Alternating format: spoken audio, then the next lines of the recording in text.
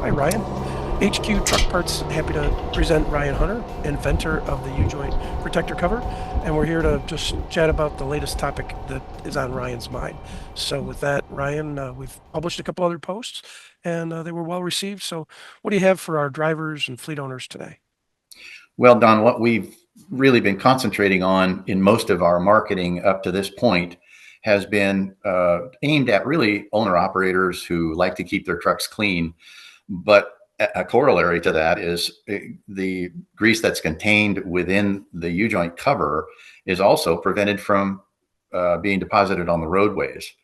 And this was not a primary focus of ours when we developed the cover, but it became very important to us as we talked with certain agencies and began to actually study how much grease is thrown from U-joints on and I've done the math, on Class 8 trucks in the US. There's roughly 4 million Class 8 trucks operating in the US, and 70 to 80% of those trucks are running greasable U-joints.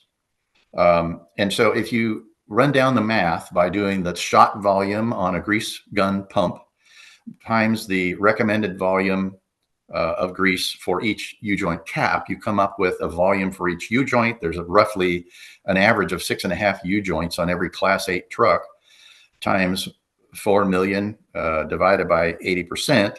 You come up with many, many millions of pounds of U-joint grease thrown on roadways every year.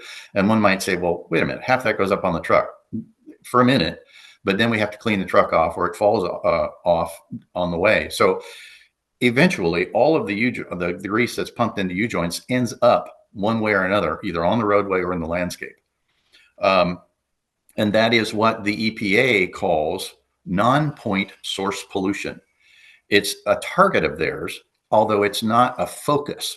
It's an objective that all of the companies who are involved in, let's just say, for example, solid waste haulers, they have serious compliance issues. And though this can't help them with tailpipe emissions, and it can't really help them with fuel mileage, it can help them with meet the EPA objectives of reducing non-point source pollution. And when we consider how much of this grease is thrown on the roadways every year, it could be could have a serious effect on waterways that are next to roads, soil contamination, things like that.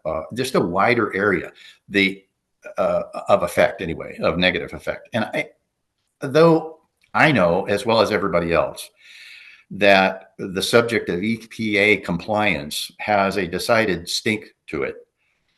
This is one where I think the truckers could put the U-joint covers on and have to themselves, number one, a very inexpensive way to mitigate the problem, but there's a side benefit in that they're not contaminating the rest of their truck with the U-joint grease that flies off that's going vertical.